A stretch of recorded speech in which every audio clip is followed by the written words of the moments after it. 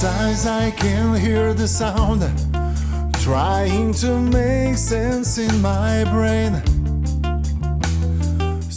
Truth Lies in Alzheimer's with Lisa Skinner is a podcast that is airing on Passionate World Talk Radio Network, a subsidiary of Global Media Network, LLC.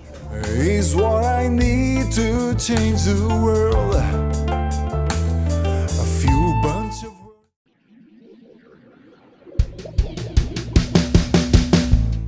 How's everybody doing today? Welcome to our show, Truth, Lies, and Alzheimer's, the podcast. I'm Lisa Skinner, your host.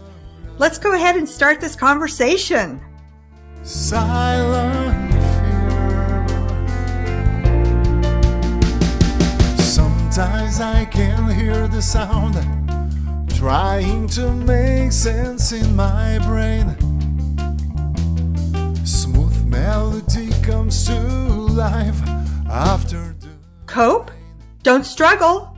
Navigate the challenges of Alzheimer's. small piece of paper and love is what I need to change the world. A few bunch of words in this song written for me and for you. All the things we can do for the sake of the nature we love. Our goal is to get to the truth, dispel the lies and myths, and unveil its secret faces. Understand what it's truly like to live with this disease and focus on what really matters, spending quality time with your loved one. We can do this. Push all the darkness away. How is everybody doing today? Welcome to our show, Truth, Lies, and Alzheimer's, the podcast. I'm Lisa Skinner, your host, and I am really excited for all of you to be here with us so we can bring you hopeful and useful information about living with Alzheimer's disease and related dementia, and how to better cope with it versus having to struggle with it. Our goal is to get to the truths, dismantle and dispel the lies and myths, and unveil its secret faces so you can have a better understanding of what it's truly like to live with Alzheimer's disease. And then you can focus on what really matters. And of course, that is spending quality time with your loved one. Our special guest today is Mr. Greg Buckley, and he is here to talk about his new business venture. And my co-host and co-author, Mr. Douglas Collins, is going to introduce him to you all. Hey, Lisa. Nice being here with you today on the Truth, Lies, and Alzheimer's podcast. And I'm going to introduce you today, Greg Buckley. Greg Buckley is the founder, CEO of a group called the Alzheimer's Treatment Centers of America, which is a great it's just absolutely one of the best names, and it's a great concept that he's about to launch. You'll find out about it as we go through, but they use a whole body approach, and so I'm really excited. Greg's got a great background from Gibson guitars to progressive insurance to opening Pizza Huts, so we'll find out all about that here, real shortly. Welcome, Greg, to the podcast. Oh, thank you. Great to be here, Doug and Lisa. Good to be on board. Well, Greg, why don't you tell us a little bit about your background? Because I know you graduated from Harvard, and you worked for a lot of big corporations. So let's hear about some of the things that you've done with big companies, and then let's talk about how you got into healthcare. Sure. Well, Harvard Business School opened up a lot of doors for me, and I was able to work for a lot of pretty amazing companies. I was president for Progressive Auto Insurance Company for the entire southeastern United States. I ran a quarter of the Pizza Hut system, and during that time frame, I opened one Pizza Hut a week for 2 years, so 100 Pizza Huts in 2 years. So that translates into rolling out Alzheimer's Treatment Centers of America, because it's a process, and I've kind of been there, done that. The other thing is, about 8 years ago, after having, kind of an illustrious track record in various things, including Gibson. I just stepped back and said, what do I want to do? And I said, I want to get in medicine. I want to get in something that gives back, an industry that gives back. And so I joined Progressive Medical Center in Atlanta, Georgia for about 5 years.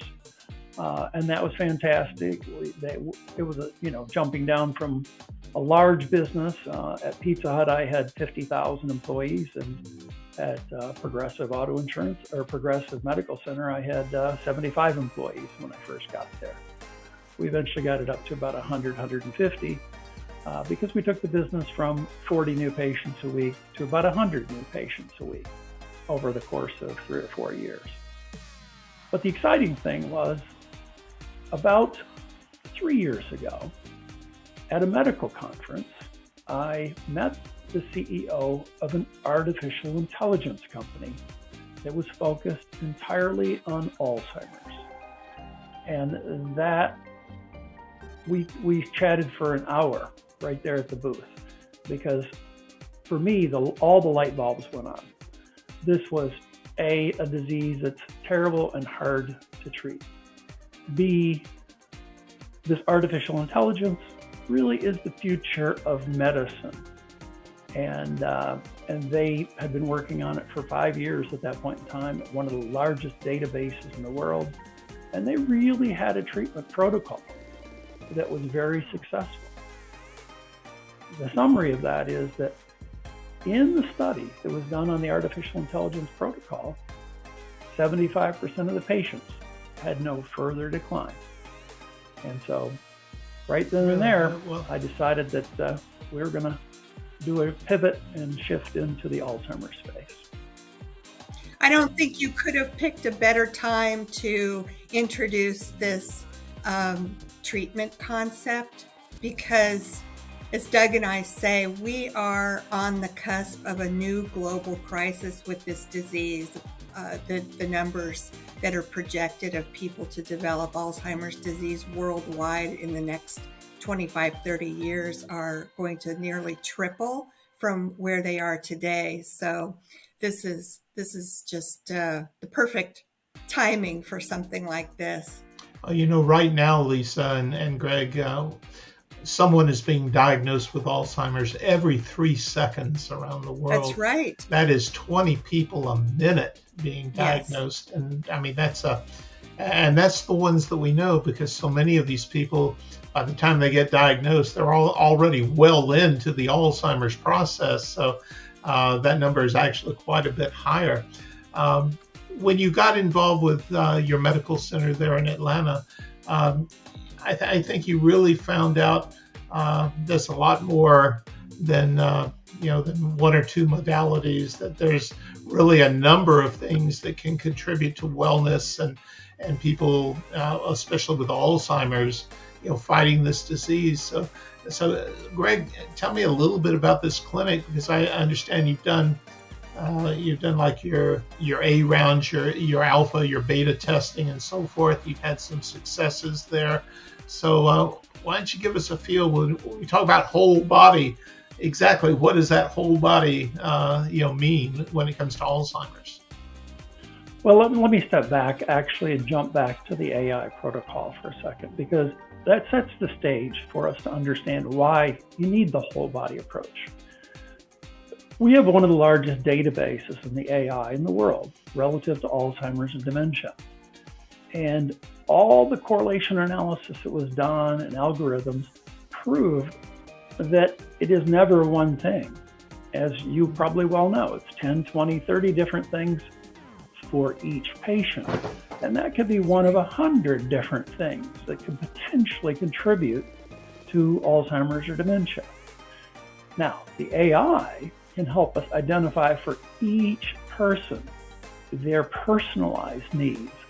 It's like, for this person, they need these 20 or 30 things. For that person, it's a different 20 or 30 things that need to be addressed.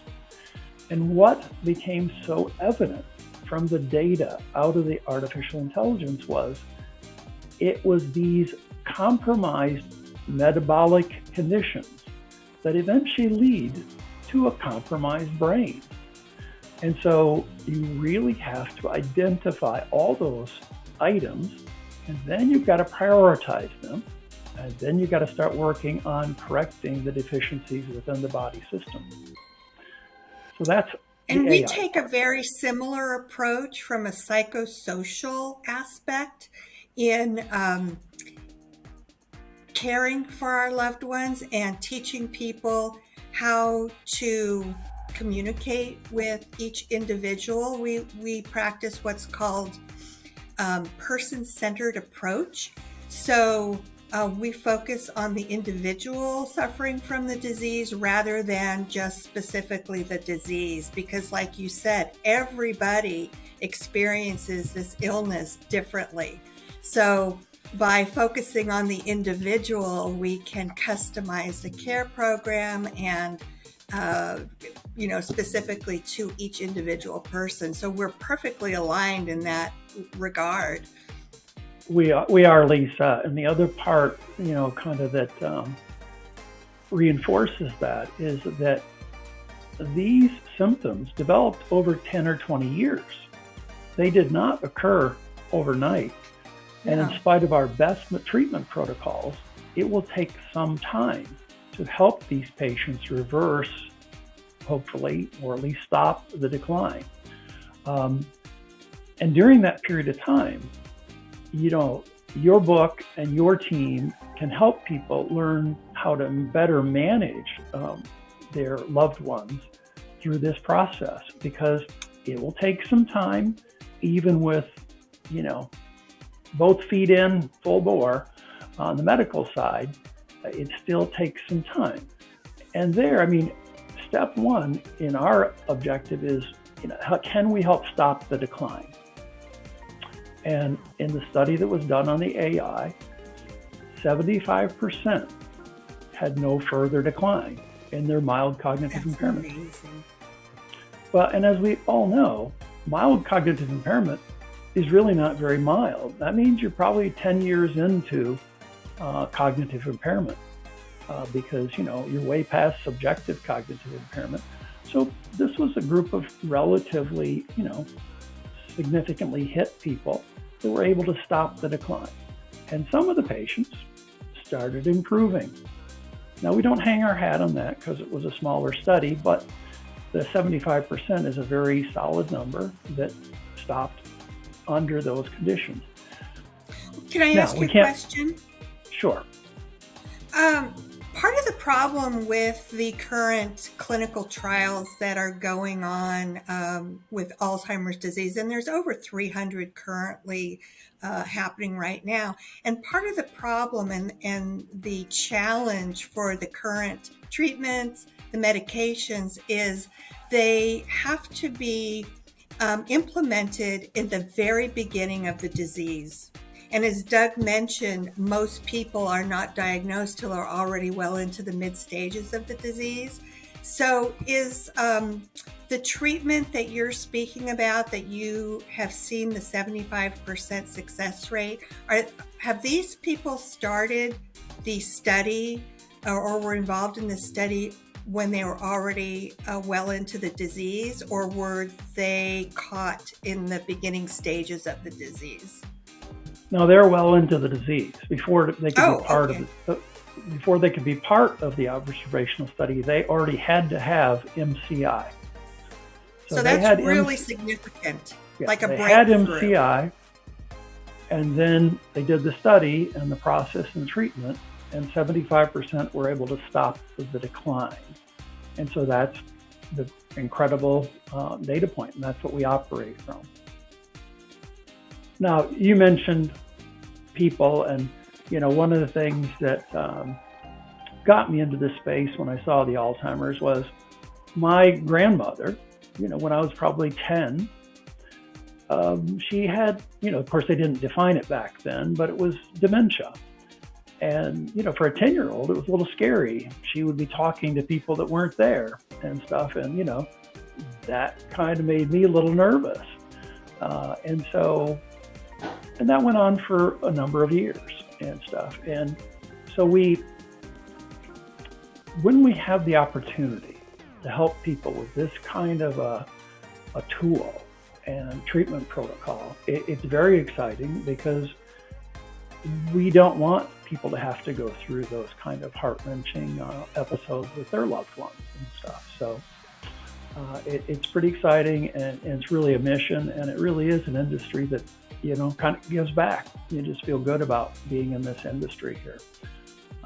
So that's very happy to be here. The gut health is so fundamental. 70% of our hormones are generated by our good bacteria in our gut, and 70% of our immune system is generated by that. And hormones are so important for, our weight and diet control. They're so important for our cognition. Hormones are incredibly important for our cognition and memory. So yes, we focus on gut health as one of the aspects. But Doug, as you mentioned, the clinic is a whole body clinic. And by that, we work on gut health. We work on hormones, thyroid. We work on sleep pattern analysis. Sleep apnea or heavy snoring can be a big problem as it relates for Alzheimer's. It does, yeah. Weird, but it is. And then nutrition. We've had cases where people have severely deficient in, vitamin minerals, and that alone can create a significant improvement in their health. Now, have you found that systemic inflammation plays a huge role in Alzheimer's disease? It does. Yeah. Yes. You have to work on getting rid of inflammation throughout the entire body. And in fact, the clinic has a cryotherapy chamber. So we can help take people down to minus 160. And the beauty of cryotherapy is in a 3-minute session, you can really just incredibly hit inflammation in the body. Oh, it's wow. Like an ice bath on steroids. And more people these days are suffering from just tremendous inflammation of their body and their brains. And do you think it's our lifestyle that is contributing to that? Because this seems to be pretty prevalent with a lot of people in these times. Yeah, and people talk about lifestyle changes, and you see ours are very scientifically driven lifestyle changes. This is not a, try to live a better life kind of a thing. It's rifle shot for each person.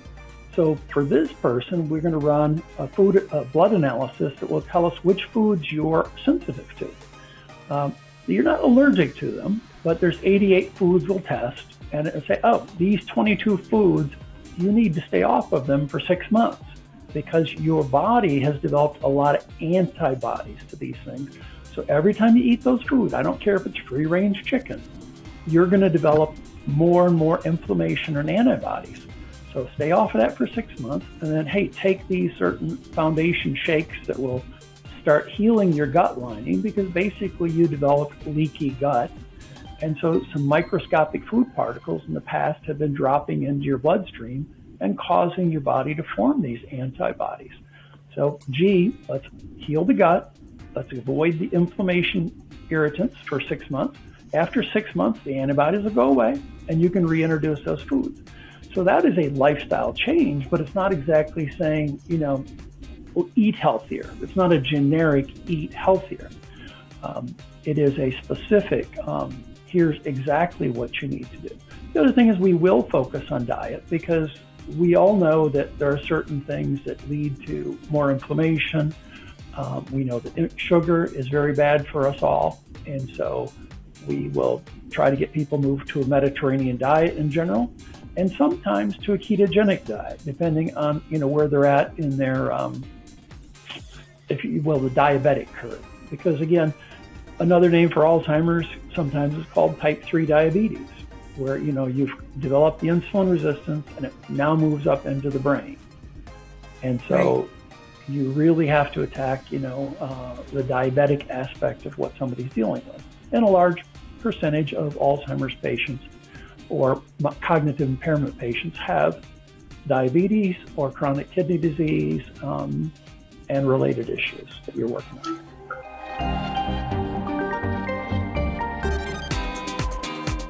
Certainly the APOE4 gene, which can have one copy or two copies, he has two copies. Now, that significantly increases your probability of getting Alzheimer's, or the speed with which you may get it. Can you work on trying to avoid it? Yes, you just have to work that much harder. Kind of with one copy of it, you've got just that much better of a fighting chance of, avoiding those issues. So you really have to kind of keep your body health in general in fantastic health, because the APOE4 is going to cause some issues for people. Now, what we've done with the artificial intelligence is we analyzed the top 2,000 SNPs that are most likely related to Alzheimer's dementia. SNP is a single nucleotide polymorph. It's a portion of our DNA. And we've analyzed the 2,000 and said, do you have it? And if so, what should be done for you in particular to help you create the best you at this point in time to avoid Alzheimer's dementia? Now, in order for this, we need the DNA analysis. Now, we can use 23andMe, but we actually have a company that'll do 99% of your exosomes for a very reasonable price. And so we prefer to do that if we can do that, because the 23andMe only gives us about 20% of the data that we'd like to see. So that's what we do from a DNA standpoint.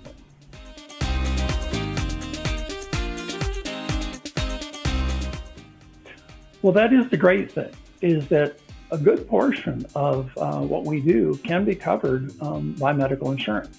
We're in network with everybody. And so typically all of your standard labs will be covered. Your office visits are covered. The chronic care management can be covered. The cognitive testing that we do, which is very extensive, about an hour to an hour and a quarter, can be covered. The report from the artificial intelligence company is actually a specific covered code under Medicare for that. And remote patient monitoring, if needed, that can be covered. And for selected diseases like diabetes, typically the dietitian visits can be covered as well. So there's a large portion. And you'd say, well, then what's not covered? Well, what's not covered is the nutraceuticals, typically, that are needed to help get your body back into tip-top shape. And that can come in the form of pills, or it can come in the form of an infusion.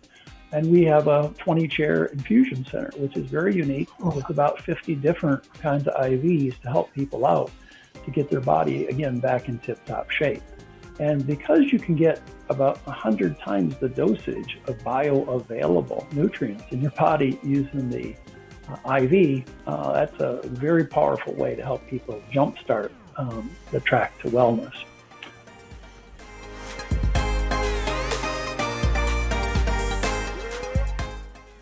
Sure. Again, as I stated before, I've run very large companies with, like 1,500 locations. So I know how to replicate businesses and to roll them out, because that's key here. This is not about creating one clinic that can help just the people in one area of Atlanta. We expect to be opening 100 or 200 clinics over the next 5 to 7 years across the entire United States. Everybody needs it, and we'd certainly love to get, one of these clinics in each state as quick as we can, so that at least somewhere in each state people could have access to this kind of care. So yeah, we have big plans for this, and that's just the United States. And then yes, the rest of the world has exactly the same issues. And this solution needs to get out for people.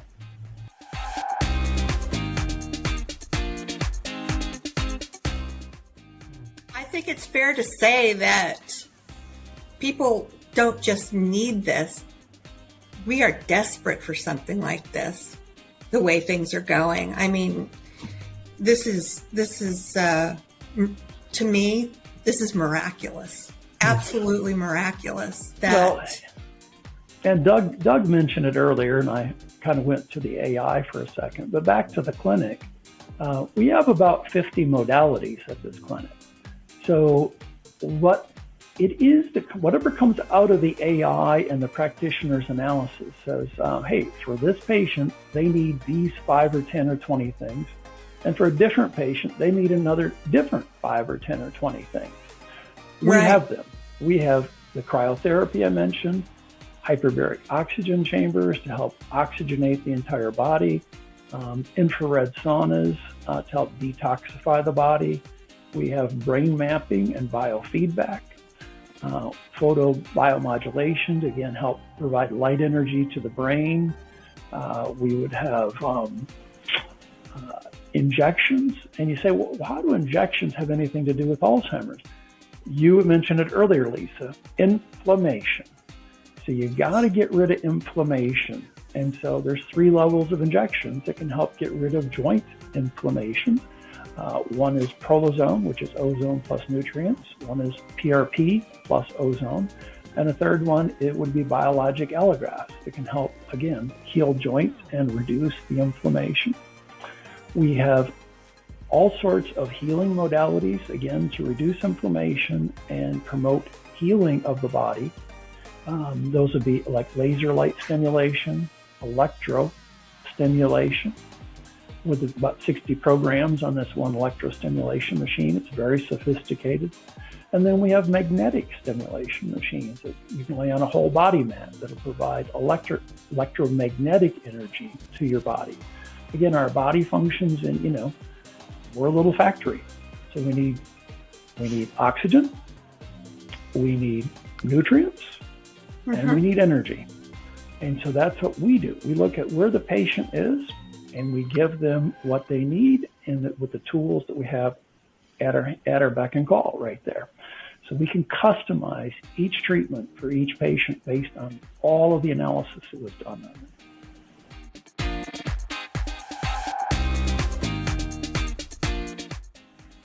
Well, I think you said we use the whole body approach. And I really think that what we're talking about is the whole family approach when we put our efforts together here. Because we have to take care of the whole family. Because as I discussed, each patient has 10, 20 to 30 things they have to work on. We prioritize them and we say, okay, work on these 5 to 7 things for the first 6 months. But guess what? That's a lot of work for the caregivers. And a lot of the tools that you have for the caregivers help support them and help them better understand how to work with their mild cognitive impairment or Alzheimer's patient and help them do these things that the patient needs to do in order to make progress. So I think it's pretty exciting. Yeah, and like you said, because I feel the same way about our program, it's a process. And it takes a long time. I've been doing this for 30 years, but my experience with Alzheimer's disease actually dates back 50 years when, similar to you, Greg, my grandmother was diagnosed with what they called back then senile dementia. And she talked about birds living in her mattress and coming out at night and pecking at her face. And so one of the key ingredients that I've discovered since I've been doing this professionally is people really need to have a more comprehensive understanding of what is happening to the person who has developed the disease. And it takes a village. The family needs to understand it. The medical team needs to understand it and where these behaviors come from, and then the best practices for responding, because there are best practices and there are instinctive practices that people kind of defer to that can escalate the situation. So it's a huge process and it takes a long time, but at the end of the day, people will have the tools that they need to be able to better manage this from a social perspective and also from a health perspective. Well, Lisa, and Doug mentioned this earlier, that we have our own laboratory. So the labs that are paid for by insurance are more of the standard labs. But we have a laboratory that can do the gut health labs, the adrenal stress test for 4 parts during the day, and a number of other specialty labs. Those are out-of-pocket costs, but it's like anything else. Do you want your doctor to try to hit the bullseye on the dartboard blindfolded, or do you want them to have both eyes wide open with a tracking mechanism to shoot it to the dartboard? Yeah, and hit the bullseye. So we are very scientifically driven. So we gather more data than anybody. We gather their entire medical history, all their blood work. We do an hour cognitive testing so we can tell which parts of the brain are affected. And we then do these very special lab tests. Take all of that, feed it up into the AI. In one day, the AI can do the kind of analysis that would take a doctor a year to do. Yeah. And when it does, then it prints out a 30-page report for the practitioner. The practitioner will look it through because we don't let a machine make decisions for patients. The AI provides consultation and advice. The practitioner then takes that and goes through it and says, yes, no, change this. Then we print out a 15-page, here's what you need to do for the next 6 months, kind of instruction sheet. But here's the great thing for the caregivers and where it fits perfectly into your program. The word is hope. And you say, why? Well, because when we give them very precise data and instructions, they can have now hope that they can possibly do something good for their loved one. Before, the answer was, what can we do for your loved one? Not sure we can do much. Here's how you best manage that person. Well, it's hard work managing Alzheimer's or dementia patients. And so now when they know that there's hope, maybe there's light at the end of that tunnel, it makes it just that much easier to get up every day into that environment and still do the things they need to do, because they say, I can stay the course here for 6 months, maybe a year. All right, maybe they can have a chance of a change here. And oh, by the way, we can measure it because we can do the cognitive testing every 3 or 6 months and say, hey, there's no further decline. You say, well, that's not that great. It's like, well, yes, it is, because the typical decline might have been 3 to 5% in 6 months. So now you avoided the decline. Now can we get going in the positive direction? Hey, next 6 months, maybe it's a 2% improvement. Fantastic. That's 2% up versus now what would have avoided 3 to 10% down. So the delta starts getting greater and greater as we are successful with this. But for your caregivers and all the training you do for them, it's so exciting, I think, because now there is hope. And as you mentioned, that tunnel, the proverbial light at the end of the tunnel, it's a very, very long tunnel. This is not a disease that comes and goes in 6 or 12 months. My grandmother, for example, lived with it for 20 years. That's kind of a long hauler, but the average amount of time that people live with Alzheimer's disease and related dementia is 8 to 15 years. So I think just taking that into consideration is compelling enough to want to provide the best possible life that we can, both medically and emotionally, to these folks, and be able to have a high quality relationship with our loved ones while they are going through this journey, because it impacts everybody.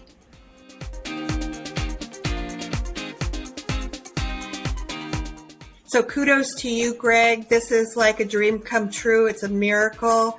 And I am so excited that, I'm considering this a breakthrough, a total breakthrough. Yeah, and it's absolutely been a long time coming. So I couldn't be more excited about this. So please follow. We will keep you updated on the progress and keep everybody informed about what we've been talking about today. It's so important, and it could be the breakthrough that we've all been waiting for, especially those families that are still currently going through this journey with a loved one. Thank you so much again, Greg. Thank you, Greg. Thank you so much for being a guest on our pleasure. show. Thank you for having me.